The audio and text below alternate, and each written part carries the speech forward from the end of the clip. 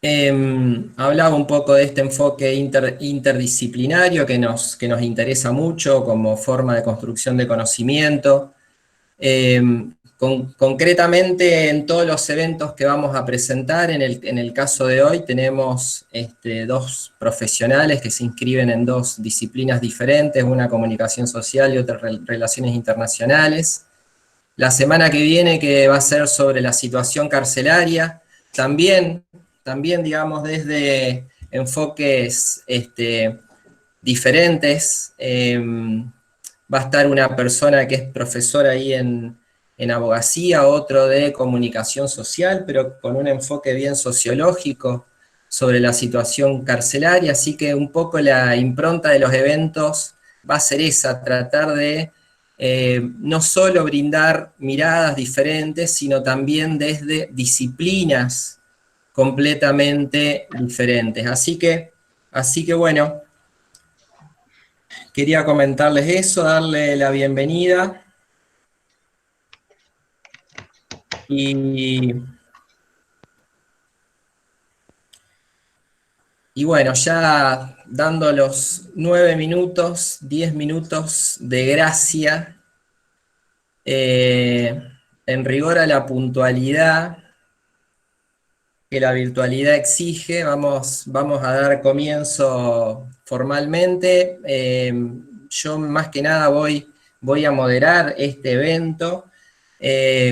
Comentarles que cuando pensamos qué podíamos decir y de qué forma en este contexto, pensamos básicamente en reflexionar sobre las experiencias en el momento de la pandemia y también pensar el momento de post-pandemia, o sea, ese pasaje de un estado excepcional a una nueva normalidad, cómo se da ese pasaje, digamos, fue sumamente importante al momento de cómo lo pensamos.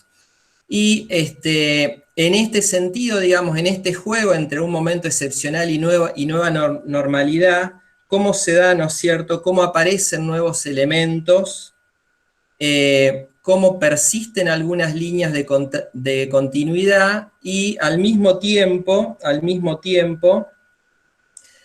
cómo situaciones preexistentes se recolocan o se reconfiguran en un contexto que se presenta como ciertamente novedoso. Entonces, ahí hay un conjunto, digamos, de situaciones, experiencias, cómo actúan los actores, digamos, muy, muy, muy importantes para ir pensando el momento actual que se plantea como un momento excepcional. eh, y al mismo tiempo nosotros pensamos ciencias en contextos de pandemia, o sea, esto que decía de ciencias en plural y pandemias también en plural, porque lo planteamos como un enfoque interdisciplinario, y pandemias porque las situaciones de las pandemias es completamente diferente, no solo entre países, sino también al interior de cada país, región, municipio, etcétera, etcétera, así como también la gestión de las pandemias son completamente diferentes. Entonces, bueno, presento a los ponentes. Una es Gisela Pereira Doval, ¿no es cierto?, que es docente de la asignatura Problemática de las Relaciones Internacionales de la Facultad de Ciencia Política y asimismo también es investigadora del CONICET.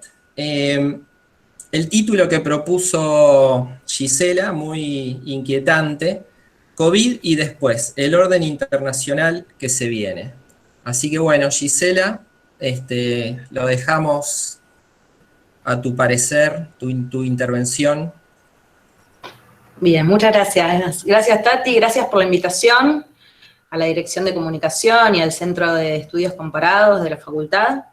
Es interesante pensar en algo que todavía no sucedió, ¿no? Que está en construcción, por decirlo de alguna manera. Mi propuesta es pensar el orden internacional que podría venir después de la pandemia, basándome en una estructura muy simple, porque es muy difícil, o por lo menos a mí me parece muy difícil hablar aunque les vea las caras a algunos hablar así ante una pantalla y entonces me parece que lo más sencillo posible, lo más estructurado, se entiende un poco mejor. Bueno, cuando nosotros estudiamos la política de una perspectiva de orden mundial, vemos tres nociones básicas en este orden, que son el equilibrio de poderes, la economía política y la polaridad internacional. Mientras que el equilibrio de poderes, de alguna manera, define el curso básico de la competencia de los poderes, de los grandes poderes del sistema internacional, la economía política va a determinar las reglas de operación y la polaridad internacional va a definir los procesos de socialización internacional del poder. A partir de estas tres nociones vemos que históricamente el tránsito hacia nuevos órdenes se dio a través de guerras. Esto lo vemos a través de las guerras napoleónicas en primer momento, de la Segunda Guerra Mundial, o a través de eventos catalizadores que pueden consolidar algunas tendencias que ya estaban teniendo lugar. Por ejemplo, la implosión de la Unión Soviética. O también pueden llegar a acelerar algunos tránsitos entre órdenes. Hay veces que el orden internacional se queda medio lento entre el paso entre un orden y otro, y hay algunos eventos que aceleran este tránsito.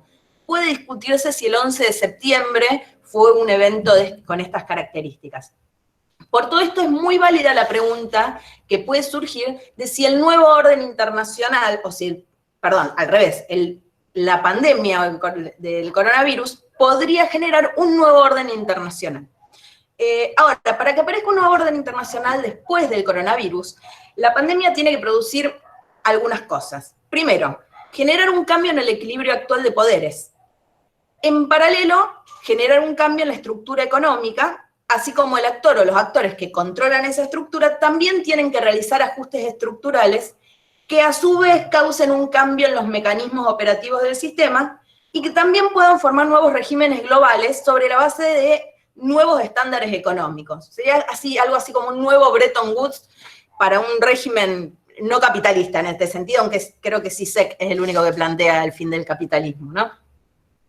Ahora, para ir un poco más a lo concreto, el orden mundial actual se basa en una superioridad norteamericana en términos de equilibrio de poder, pero no es un orden unipolar en términos de polaridad internacional. Y a pesar de que China está de alguna manera hackeando a Estados Unidos en algunos nichos de poder puntuales, como el desarrollo tecnológico, como un mercado interno gigante, con mucha presencia comercial y de inversiones en terceros países, hay algunos factores claves que se puntualizaron muy bien en una nota del diario Perfil el día viernes, que son, por ejemplo, el sistema político autoritario, un soft power que todavía es mucho menor que el de Estados Unidos, una moneda que no está internacionalizada, muy pocos conocen a la moneda china, una percepción de la amenaza que inspira entre los países vecinos en su propia región, y también amplios sectores de su población en subdesarrollo que en realidad le impedirían erigirse como un nuevo líder global. Por otra parte, hay que tener en cuenta que aunque China sea central en el reparto de material de insumos para combatir la pandemia, esto no implica voluntad ni capacidad de gestión en términos de orden internacional por parte de China. Esto por un lado con respecto al orden internacional. Por otra parte, hay 5 tendencias macro que se vienen reflejando en los estados desde hace un tiempo, pero que se van a acelerar con la pandemia. La primera tendencia son las fuentes y los agentes de la inseguridad. Las fuentes y los agentes de la inseguridad no están más localizados en amenazas militares o en estados fallidos, sino en múltiples actores y en múltiples dimensiones. Como estoy pensando como, por ejemplo, Corea del Norte es noticia porque no sabían a dónde estaba su presidente, digamos, pero no fue noticia por otra cosa más importante. Estamos pensando en otras amenazas totalmente distintas a las amenazas más tradicionales, económicas y militares, como la presencia de un virus que todos los países corren atrás de él. La segunda tendencia importante es que mientras la seguridad de las fronteras es reforzada, las mismas son susceptibles de filtraciones. Es decir, las fronteras han demostrado ser un fracaso absoluto para contener, por ejemplo, un virus, una enfermedad. ¿Sí? El tema de la filtración de las fronteras ya era un tema de agenda muy importante, un tema de agenda internacional muy importante por las crecientes migraciones, pero esto refuerza la preocupación por la eficacia de las fronteras en un mundo claramente globalizado. Entonces, la pregunta que nos ocupa es si es posible que el Estado, que los Estados, ejerzan un control real de la frontera. Porque además de las fronteras físicas, de los muros, de las rejas, de las fronteras geográficas, de los ríos, de las montañas, en realidad hay fronteras que se filtran, hay temas que se filtran a través de las fronteras que son incontrolables. Por ejemplo, Paraguay estaba teniendo un buen manejo de la pandemia, no tenía muchos contagios ni muchos muertos. Y hoy leí en el diario que en realidad ya empezaron a importar enfermos o contagios por parte de Brasil simplemente por el comercio que existe entre Paraguay y Brasil. La tercera tendencia importante es que ya no es académicamente productivo separar al mundo entre países desarrollados, subdesarrollados, en desarrollo. ¿Por qué? Porque en realidad en los países considerados desarrollados hay bolsones de profunda pobreza y por el contrario en los subdesarrollados hay segmentos de extrema riqueza. Creo que son necesarias nuevas categorías. Quizás la pandemia sirva para, de alguna manera, desarrollarlas pensando en distintas capacidades que pueden tener de los estados que no provengan de sus riquezas. Hay una interesante que es la geopolítica de la salud, que está directamente relacionada con las capacidades sanitarias del Estado para responder a este tipo de eventos críticos globales y a su repartición a nivel mundial. Y también queda abierta, no voy a hablar de ello porque creo que hay que saber muy bien el tema medioambiental para hablar de él, pero creo que la cuestión medioambiental queda abierta y habrá que ver si no existe un cisne verde en lugar del cisne negro de Taleb, y que quizás las nuevas categorías analíticas deberían considerar o comenzar a lidiar entre los estados verdes y el resto de los estados, o los estados que pueden hacer frente de manera limpia medioambientalmente. La cuarta tendencia es que se refuerza la recesión democrática. Y esto lo vemos tanto en los gobiernos llamados iliberales, como por ejemplo el caso húngaro, el caso norteamericano, el brasileño, como también en los socialdemócratas. Ahora, en un segundo momento, me voy a ocupar de ello. Pero, por ejemplo, estos gobiernos iliberales que vienen surgiendo a partir del 2008, con las crisis financieras, sobre todo, se van a consolidar o a ir consolidando a partir de la pandemia. ¿Qué quiero decir con esto? Que la pandemia de alguna manera les da pie para reforzar los relatos, ¿no? Por ejemplo, ayer mismo veíamos una conferencia de prensa de Trump, en la cual fue abandonada por él muy abruptamente, después de la pregunta de qué pasaba con los muertos por el coronavirus. El tipo dijo, bueno, vayan a preguntar a China. Se levantó y se fue. Digamos, la idea esta reforzada de que China es un virus chino, de que China es la culpable de lo que está sucediendo en Estados Unidos, que no son estupideces porque en realidad refuerzan muy fuertemente un discurso que fue el que los hizo llegar al poder en primer lugar. Orbán, por ejemplo, de Hungría, su discurso principal es que los inmigrantes tienen la culpa del coronavirus. Entonces dijo, también hace 2 días en una conferencia, vemos claramente que son principalmente los extranjeros quienes introducen la enfermedad y esta se propaga entre ellos. En el caso de Brasil, por ejemplo, vemos que hay un reforzamiento muy importante del rol de las Fuerzas Armadas en la gestión sanitaria.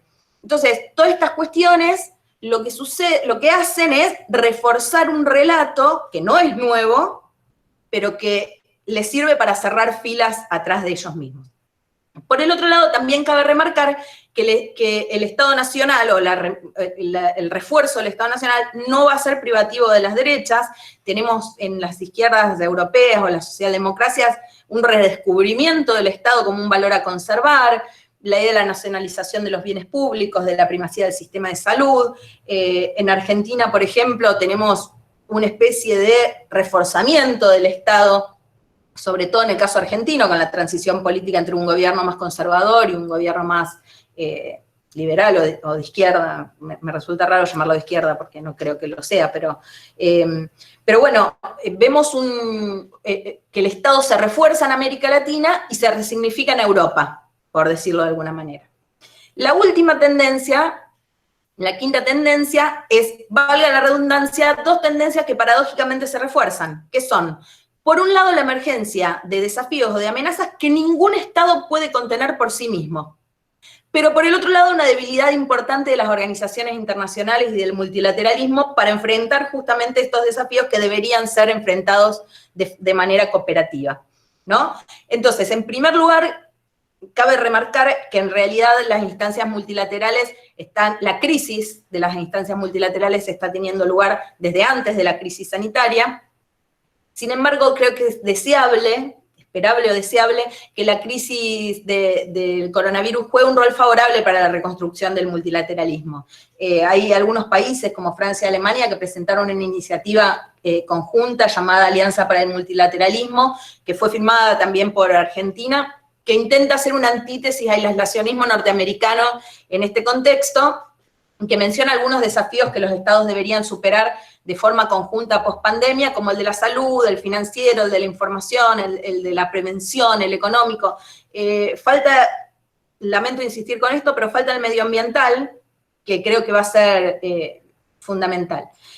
Sin embargo, digamos, hay que tener en cuenta que estas organizaciones creadas posteriormente a la Segunda Guerra Mundial van a tener que reformatearse de alguna manera para dar respuesta a las amenazas actuales, y creo también que China y Estados Unidos se van a tener que poner de acuerdo para reforzar el multilateralismo. Caso contrario, va a pasar lo que está pasando ahora, que Estados Unidos, en el momento en donde más se necesita, no tanto de Estados Unidos, pero sí de un rol de liderazgo e incluso del financiamiento, abandona instancias multilaterales. Por lo tanto, creo que va a tener que tenerse en cuenta esto. Por lo tanto, y para cerrar, el escenario internacional después del coronavirus se presenta todavía muy incierto. La incertidumbre es la principal característica del orden internacional actual, mientras se trata de mensurar de alguna manera las consecuencias políticas, económicas y sociales que puede dejar el virus a su paso. Sin embargo, se nos impone la idea de repensar categorías con las cuales vamos a percibir la realidad internacional a partir de ahora. Esto va a incluir los temas de agenda que van a prevalecer sobre el debate, que son la salud, el medio ambiente, el rol del Estado e incluso la interconexión global, y cómo estas agendas renovadas van a ir moldeando el perfil de los actores internacionales a partir de ahora. Voy a cortar acá y para no sacar tiempo a las preguntas. Bueno, Gisela, muchas gracias. Si no les parece mal, le damos lugar a Soledad Casasola, que es la directora de comunicación de la ciencia de la Universidad Nacional de Rosario, y también se desempeña como docente en introducción de la comunicación social de la ciencia de la asignatura esa, ¿no es cierto?, de la Facultad de Ciencia Política. El título que propuso Sole es Estrategias de comunicación de la ciencia en tiempos de pandemia. Así que bueno, apago el micrófono y le damos la palabra. Y lo enciendo yo. Y lo enciendo yo. Bueno, un saludo a todos. La excusa es justamente, como mencionaba Gisela, hay algunas cosas que estamos viendo, hay algunos elementos que tenemos sobre la mesa. En el caso mío particular, desde la docencia, desde la investigación misma, pero también desde la gestión, cómo nos enfrentamos a un escenario de pandemias y de pospandemia en donde la comunicación de eso que está sucediendo se vuelve protagónico. Yo tengo acá una presentación que les voy a compartir, así podemos ir viéndola. A ver si la ven, espero que sí. La idea que traigo aquí para comenzar a charlar tiene que ver con un concepto que nosotros trabajamos mucho, y es que aquello que consideramos ciencia y nuestra perspectiva sobre el campo, sobre la comunidad científica, determinan las formas en las que pensamos su relación con la sociedad. Esto quiere decir que aquello que nosotros consideramos que es ciencia y como es la ciencia, según los distintos modelos y consideraciones, va a determinar la forma en la que la contemos, la comuniquemos. Esto es, si entendemos a la ciencia como algo cerrado, acabado, como un saber que debe ser transmitido hacia un público más pasivo, más que no tiene nada que decir al respecto, los modelos de comunicación y la comunicación que desarrollaremos ahí va a ser lineal, va a ser vertical, va a ser más de transferencia y de divulgación en términos muy tradicionales. Ahora, ¿qué pasa cuando la ciencia tal como la concebimos entra en un estado de falta de certezas, de incertidumbres, como decía recién Gisela, que se va multiplicando en las distintas disciplinas. Constantemente estamos viendo por medios de comunicación, pero también por distintos espacios, que la controversia se vuelve, la controversia técnica, ya no controversia ciencia, pseudociencia, sino al interior del colectivo científico, se pone en el foco de la escena. Barbijo sí, barbijo no, el virus vive en el aire 9 horas, pasa a vivir menos cantidad de horas y depende de la superficie sobre la que se pose, las mascotas no pueden contaminar o no pueden transmitir el virus, y en estos últimos días sale en la revista Science una nota sobre una investigación acerca de hurones y gatos que probablemente podrían estar transmitiendo el virus. Entonces hay mucha falta de certezas. La caja negra de la que nos habla Latour, cerrada, que guarda y cierra la controversia, todavía no está cerrada. Hay un montón que están abiertas, pero nosotros tenemos que comunicar acá y ahora. Y en ese acá y ahora tenemos que ver qué tipos de modelos de comunicación utilizamos para poder hacerlo. Analizando todo eso, en este contexto, yo traje algunos puntitos que me parecieron muy interesantes. El trabajo de fin de máster que yo tuve que hacer hace 4 años, hablaba sobre la comunicación de la ciencia en redes sociales. Y en ese momento, cuando empecé a hacer las preguntas, la respuesta siempre era: no se puede comunicar ciencia en redes sociales.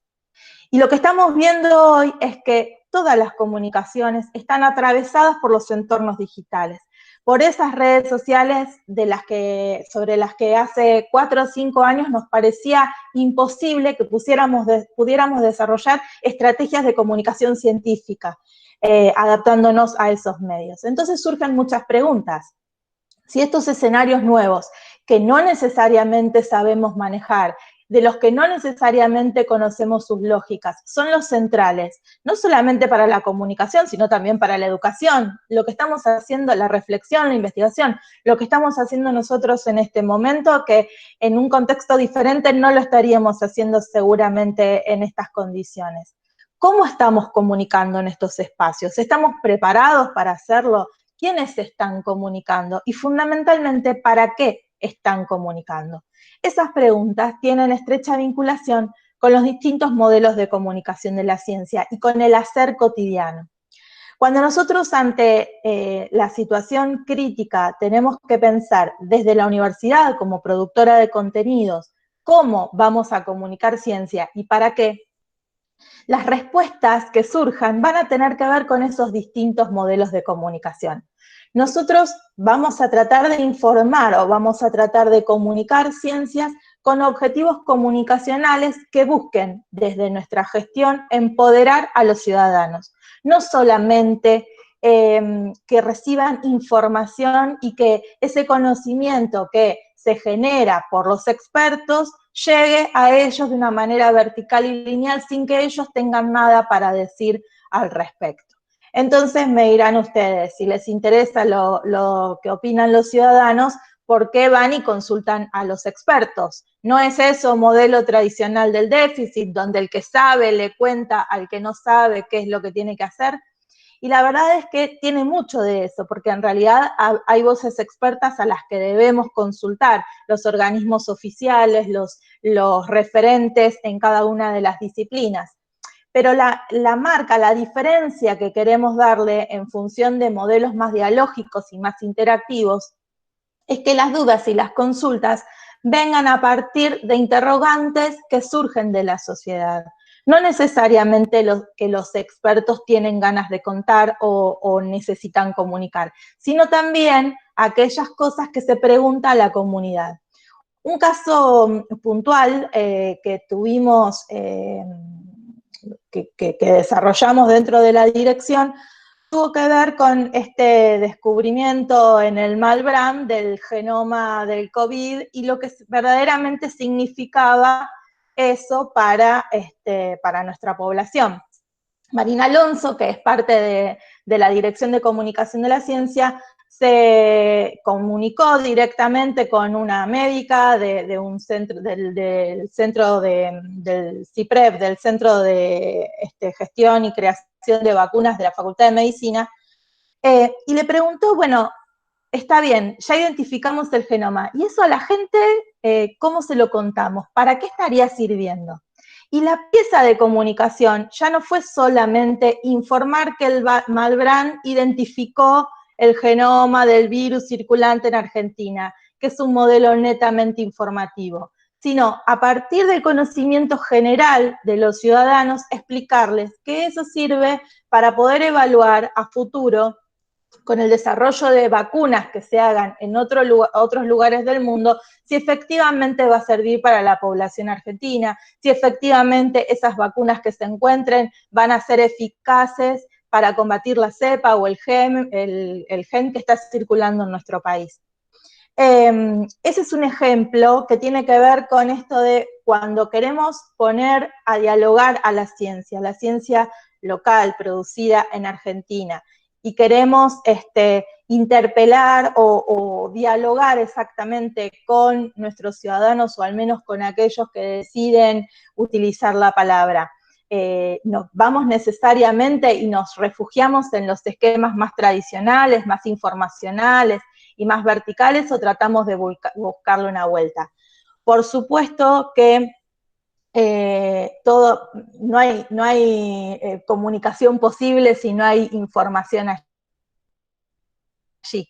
Entonces, por supuesto que la cuestión de transmitir cierto nivel de información y de compartir determinados datos y determinados protocolos o determinadas maneras, como esto de lavarse las manos y demás, nos ubica en un modelo que parte de la transmisión de información. El tema es si nos vamos a quedar solamente ahí o vamos a tratar de buscar respuesta. La verdad es que a veces hacemos agua, y hacemos agua en el sentido de que todas las comunicaciones que estamos haciendo, por ejemplo, en el tema de lavado de manos, con agua y con jabón, esto lo charlamos en clase usualmente con nuestros estudiantes, están pensadas para determinado público, con acceso a determinados recursos, y la verdad es que no estamos creando ni generando piezas de comunicación específicas para aquellos que no tienen acceso al agua potable. No lo estamos haciendo, tenemos que tratar de abusar el ingenio, tratar de hablar con aquellas personas que están efectivamente en esos espacios y tratar de buscarle la vuelta por ese lado, pero me parece que justamente los aprendizajes que nos deja esta pandemia tiene que ver con que nos estamos corriendo de los lugares de las certezas. Entonces, como nos corremos de los lugares de las certezas, de los lugares cómodos, de esas circunstancias en las que sabemos que es correcto decir que para poder prevenirnos del COVID debemos lavarnos las manos debajo del agua durante 30 segundos con jabón, corrernos de ese lugar cómodo y decir, bueno, este mensaje es para esta población.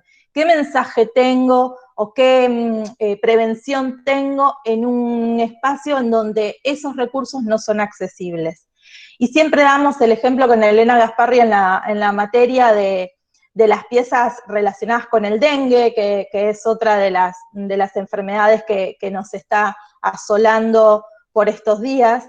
Y mirábamos cómo unas piezas que hablaban de la descacharrización y de la no acumulación de agua en bidones y en tarros, circulaba por lugares donde uno no abre la canilla y sale el agua potable.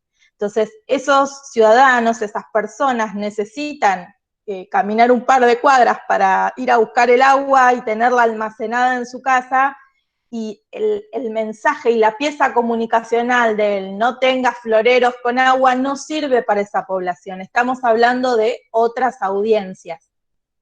Adaptarnos a las audiencias, comenzar con modelos que expliquen y difundan y den datos, pero también buscar la interacción con ellos, el diálogo con ellos, atendiendo a las necesidades de cada uno de esos espacios, de esos usuarios, y de esos públicos, ¿verdad? ¿Y por qué meternos en todo esto? Sin duda porque tenemos responsabilidad, tenemos un compromiso allí. Cuando empezó todo el tema del COVID, nosotros antes de que se cerrara la universidad aprovechamos los últimos 2 días y llamamos a investigadores y científicos de la universidad de distintas disciplinas para que nos contaran qué es lo que estaba sucediendo. Y fue muy interesante que solamente una persona nos dijo que no iba a dar ningún tipo de nota, ningún tipo de entrevista para poder hacer esas piezas. Digo que es muy interesante porque en otros momentos como que se ha dudado más o a veces los investigadores tienen cierta reticencia. Nosotros nos sorprendimos gratamente con que querían hablar y querían ver. Incluso en el transcurso de los días de producción de esas piezas, nos llamaron para corregir datos que habían dicho, porque están acelerada el acceso a la información, las investigaciones y demás, que ellos corrigieron cosas que habían dicho un par de días antes porque se habían modificado con nueva evidencia o con nuevas investigaciones.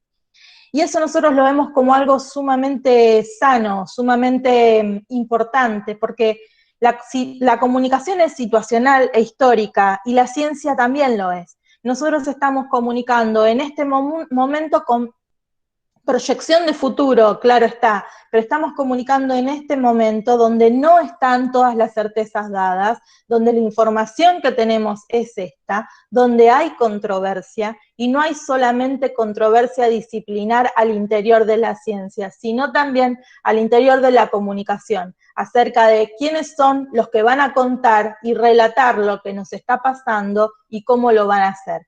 Desde nuestra perspectiva, quienes pueden hacer esto son los comunicadores de la ciencia, porque justamente pueden poner sobre el tapete cuáles son las mejores estrategias en función de los mejores públicos. Con comunicadores de la ciencia no estoy hablando solamente de comunicadores sociales, también digo investigadores o científicos que tienen presente que comunicar ciencia no tiene que ver solamente con contar aquello que hacen, sino tener en cuenta que aquello que hacen se lo están contando a un público que quiere escuchar, que tiene interrogantes, que tiene dudas, que tiene miedos, y que deben ser escuchados y que deben ser retroalimentados y para poder de esa manera empoderarlos. Creo que estuve bien con el tiempo, Tati, ¿vos qué decís? Me parece que sí. Voy a dejar de compartir acá y ahí está. Hola, bueno. Excelente. El tiempo es tirano en las redes sociales. Así que bueno, hay varias preguntas. Se la transmito primero a Gisela, si no les parece mal. Muy bien.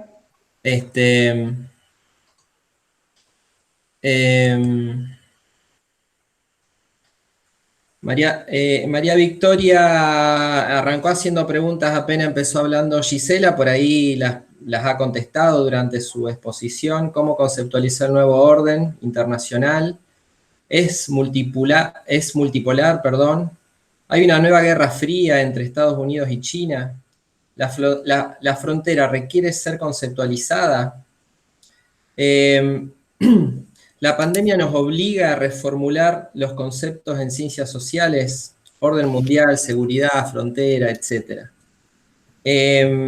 María Gracia también pregunta para Gisela, ¿qué posibilidad hay de que las cadenas productivas se desglobalicen y se regionalicen cada vez más? Y finalmente Alejo pregunta, el papel que cumple la Agenda 2030 de los OLS frente al marco internacional en el que nos encontramos, que nos obliga a repensar las interacciones entre actores internacionales. ¿Habrá que redirigir también la OLS? ¿Hay que priorizar unos sobre otros? ¿Siguen teniendo la misma legitimidad? Le paso eso a Giselle y después le hago las preguntas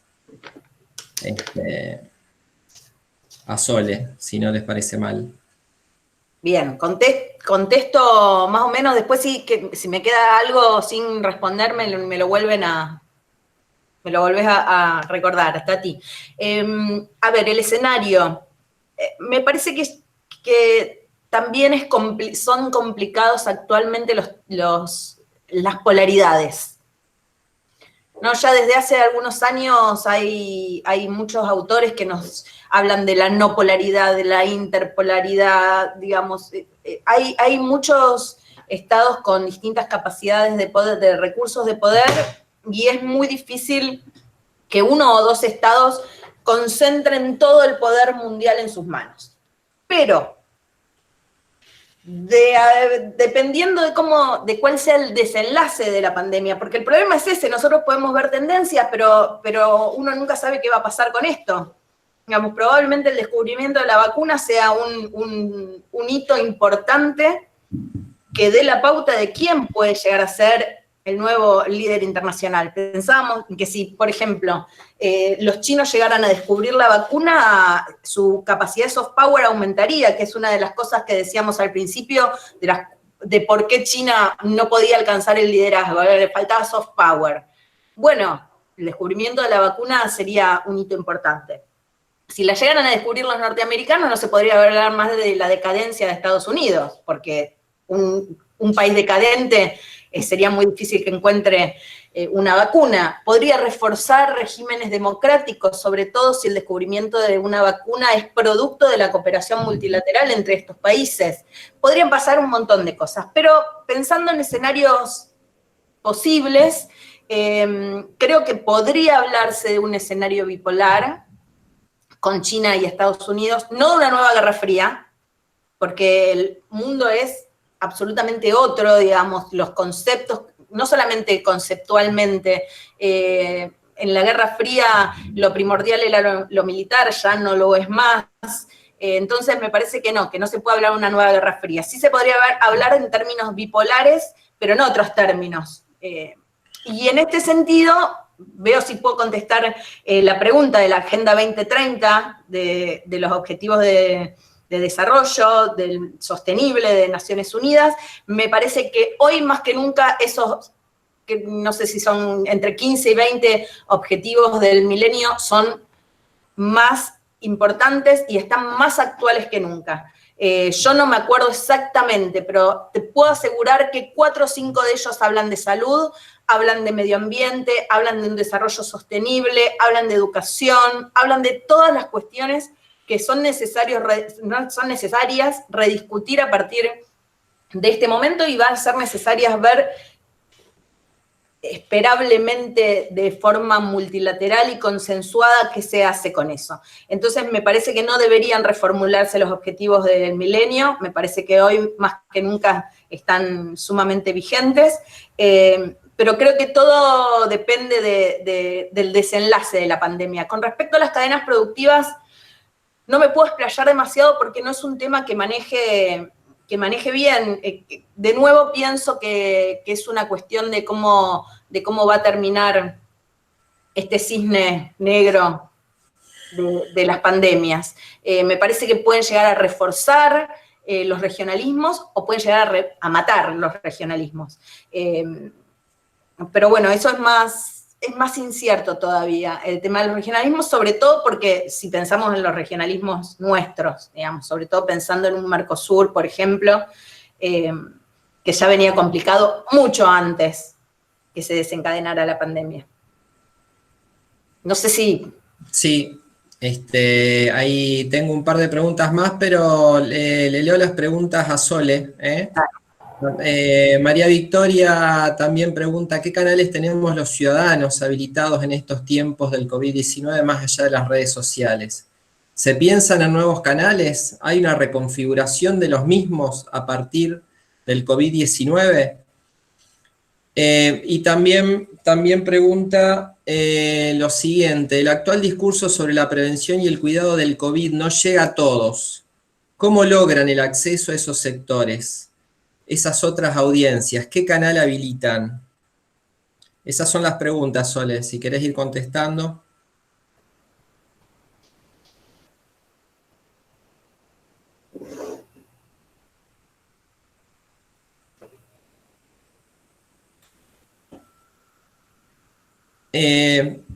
Bueno, acá le leo otra pregunta a Soledad, ya que no aparece. ¿Qué producciones? Perdón, Romina, Romina. estaba No, no. hablando, estaba hablando con el micrófono apagado. Bueno, como no se escuchó, te hago la tercera pregunta y después pasamos a Gise, si no te parece mal. Dale, me parece bien. Romina te pregunta, Romina Boleto, ¿qué producciones o canales de comunicación que traten el tema de la pandemia nos recomendás? Bien. Bueno, lo que había empezado a decir, y extrañamente no me escucharon, es que en realidad las redes sociales se han consolidado como espacios muy fuertes de comunicación, pero claramente no son los únicos, ¿no? La televisión sigue teniendo su lugar, la radio, que además se ha expandido justamente a través de los entornos virtuales, de los espacios digitales. Pero en relación a esto, sin lugar a dudas, los lugares que debemos consultar son los espacios oficiales de comunicación para evitar todo lo que tiene que ver con infodemia, con ¿no? datos que no son certeros, información que no es precisa, información que no está chequeada. Estamos en momentos en donde ante el temor y ante la duda, los rumores se vuelven casi con la misma fuerza que la información oficial. También hay que tener en cuenta que en estos modelos de comunicación lo importante a veces no tiene que ver solamente con lo científico, con aquello que consideramos que es científico y por eso le hacemos caso, no nosotros, sino las comunidades. Lo científico se vuelve un dato de confianza para muchos públicos, pero no necesariamente para todos. Digo, lo importante en estos contextos tiene que ver, de incertidumbre, tiene que ver con la confianza y desconfianza. ¿Qué genera confianza y desconfianza en esos públicos? Y lo científico, para muchos lo tiene, para otros no.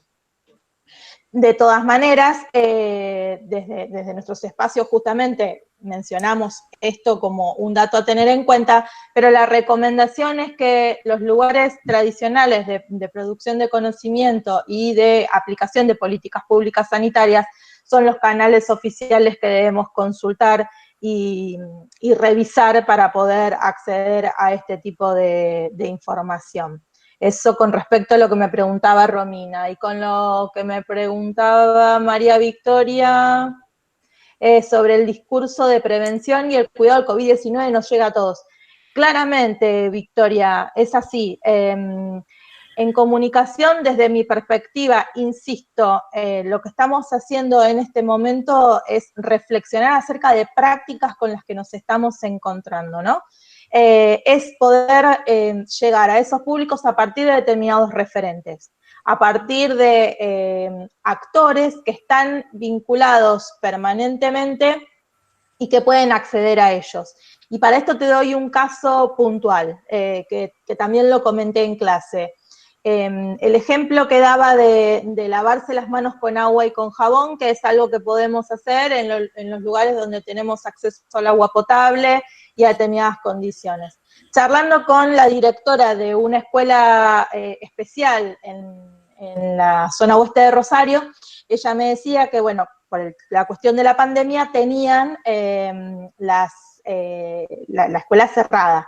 Entonces, venían las familias a buscar la vianda al comedor, se lo llevaban, y cuando pasaban varios días sin que vinieran a buscar las viandas, los maestros y los directivos iban a las casas de los chicos. Por supuesto que cuando llegan a las casas se dan cuenta que todas estas indicaciones se vuelven nada en esos contextos. Y ahí me dice ella, me di cuenta de la importancia del alcohol en gel, que como una ciudadana común en otro contexto no me había dado cuenta. Cuando no tenés acceso al agua potable, el alcohol en gel verdaderamente se vuelve un elemento importantísimo para que puedas sanitizarte las manos. Ahora, no llega el alcohol en gel tampoco a esas poblaciones.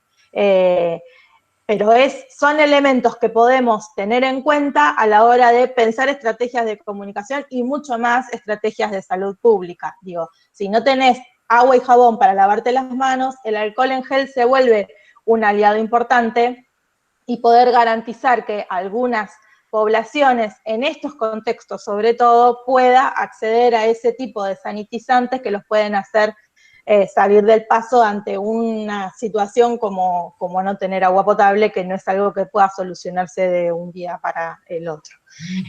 Sin duda, la consulta de los referentes de esos públicos a los que usualmente no llegamos se vuelve imperioso cuando necesitamos diversificar los mensajes y atenderlos a los contextos en los cuales nuestros usuarios o nuestro público lo va a consumir. Espero haber respondido. Bueno, bárbaro, gracias Sole, la verdad que sí. Bueno, veo acá un par de preguntas para Gisela, de parte de Carolina, ¿no es cierto? Si usted cree, Gisela, que la integración regional en América Latina puede reforzarse luego de la pandemia, ¿y qué rol le asigna al Mercosur? Eso de parte de Carolina. Después Octavio dice, ¿qué mecanismo o espacio multilateral cree que sería actualmente el más eficaz para tratar la problemática del COVID-19?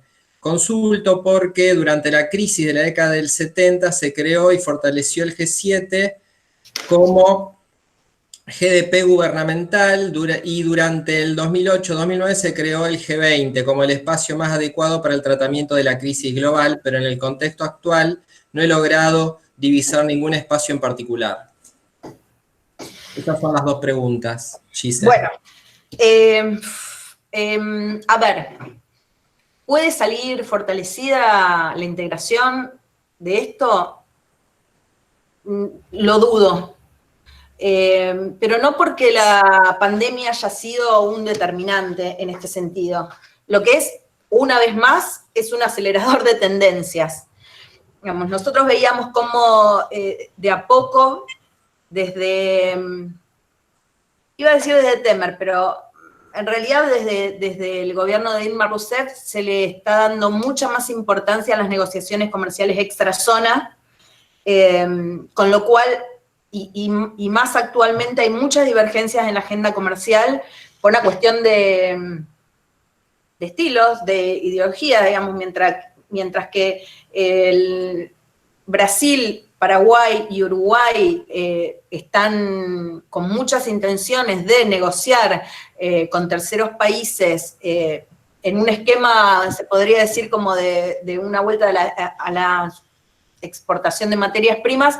Argentina no está tan seguro, vemos las marchas y contramarchas que ha tenido en estos últimos hasta días, se podría decir, no está tan seguro de abrirse a terceros países, y la obligatoriedad de la unión aduanera es que comercien los cuatro juntos y de otra manera no avanza.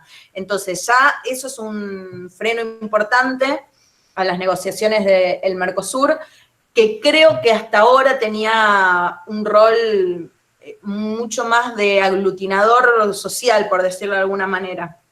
Me parece que los conflictos que están teniendo lugar en los últimos tiempos debilitan absolutamente la identidad compartida, todos los espacios de cooperación que se han podido construir durante todos estos tiempos. Incluso salió un informe de las Fuerzas Armadas hablando de un posible conflicto de acá a 10 años por bases militares chinas, una locura.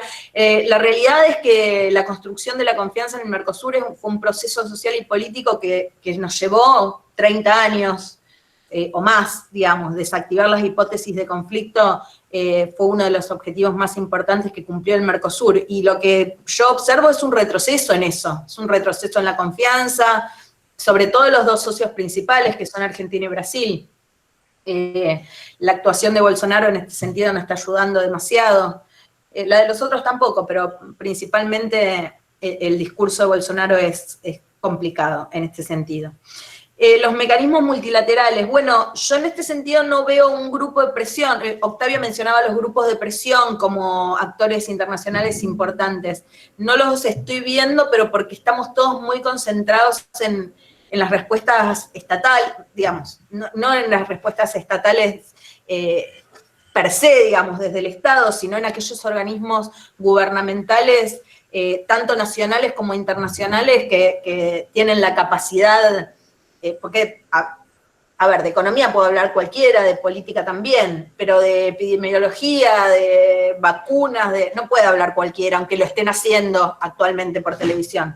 Entonces me parece que en este contexto, aunque muy debilitada la Organización Mundial de la Salud, es el mecanismo multilateral que debe funcionar, que debería funcionar, que está capacitado para coordinar las cooperaciones entre los estados en busca de una cura o de una vacuna o de lo que sea.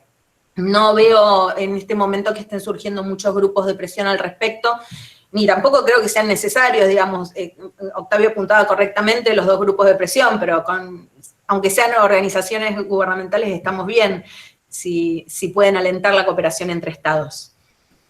No sé si me quedó algo más, creo que no. Bueno, la verdad que un lujo tenerla Gisela, tenerla Soledad, y bueno, no sé si esperamos alguna que otra intervención más, alguna pregunta acá en el chat. Bueno, no, Octavio hace un saludo. Si hay alguna pregunta, esperamos un poquito más, algún minutito más.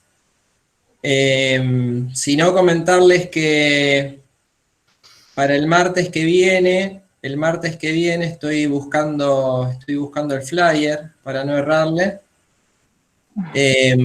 Vamos a tener Francisco Broglia. Exactamente, un evento. Mauricio Manchado. Exactamente. La situación carcelaria, Francisco Broglia, cárcel y pandemia, y Mauricio Manchado, los sentidos sociales del encierro. También ambas intervenciones, también en este ciclo de ciencias en contextos de pandemia, sería el segundo, martes a las 18. Vamos a tratar de copar el horario. Bueno, ya lo tenemos comprometidos, y para el otro martes también ya hay gente comprometida. Así que bueno, saludarlos a todos, a todas. Sole. Sí, bueno, muchísimas gracias por todo. Si quieren conectar las cámaras, nos saludamos todos y hacemos un saludo final.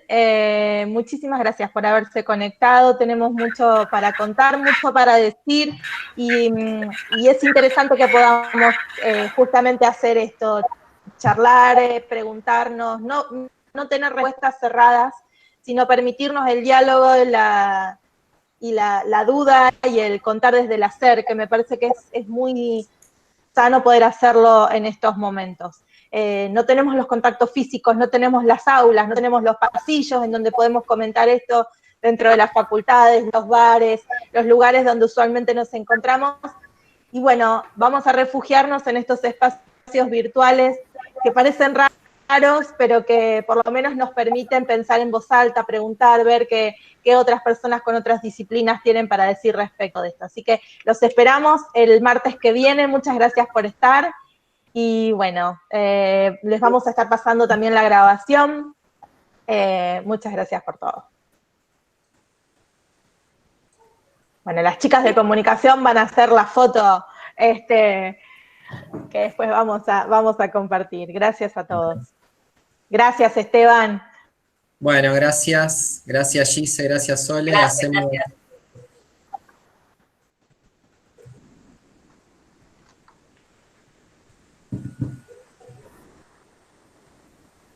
Bien, nos vemos pronto. Chao, chao.